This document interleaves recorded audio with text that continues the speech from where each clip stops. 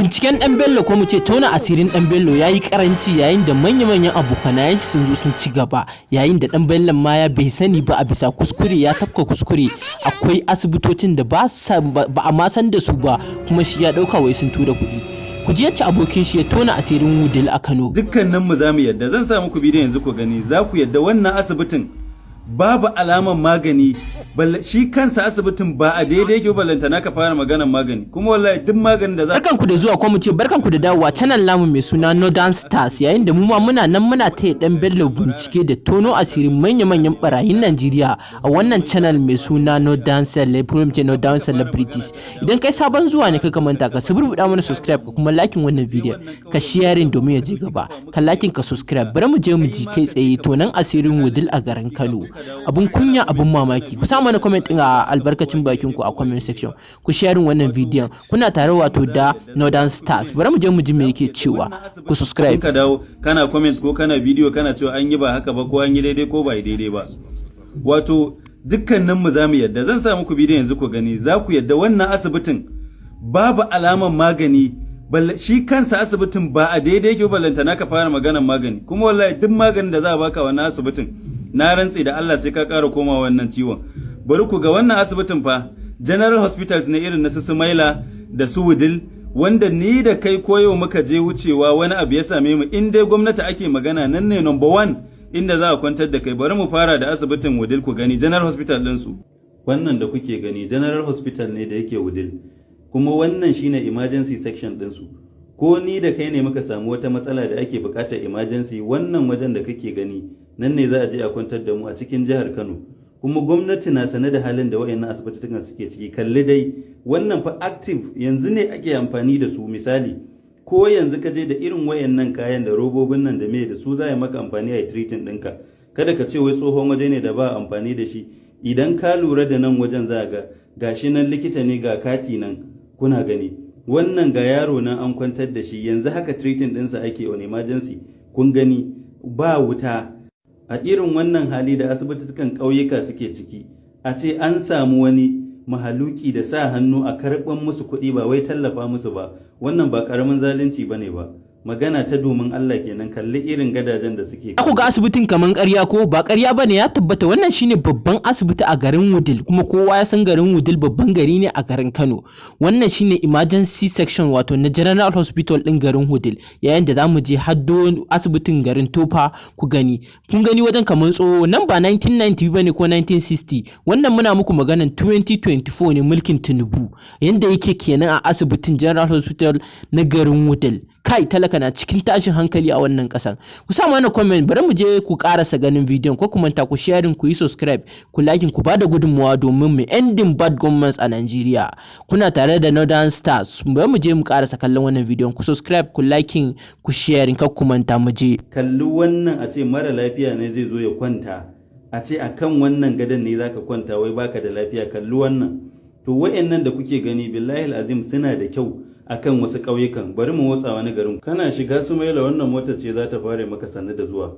To su ba ma wai irin gadajen ba, ka kalli karafuna ne fa, babu magadan da za a ɗora mutum a irin wannan karafunan. Dandariya ga kadangaru nan suna yawa, ɗakunan da za a ce ana duba mutane saboda rashin lafiya.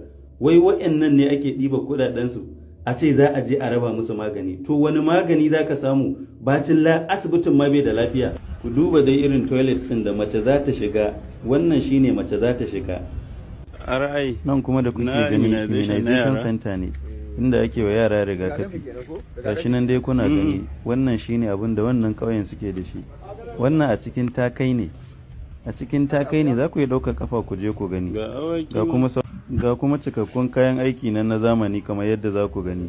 Wannan su ne kayan da currently yanzu da su ake aiki.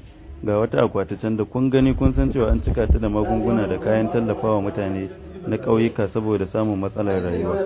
A haka dai za ku ga ƙauyukan duk inda ka shiga.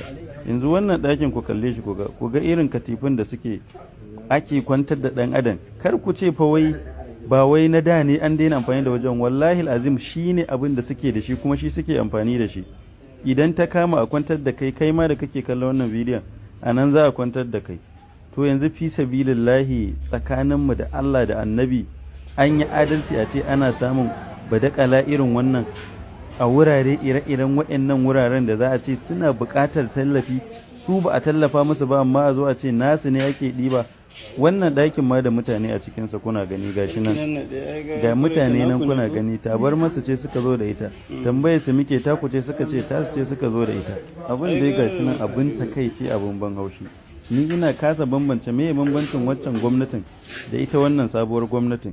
Masu cewa duk wani gauta ja ne, wallahi ni ban ga laifinsu ba, ko mu ma muna faɗa. Kawai dai wasu ne suka fi iya wasu tallata, amma aiki a aikace babu. Su wannan ba masu da emergency section fa. Wani wuri ne aka ɗan katange kuna gani, nan shine emergency, shi yake serving as emergency section.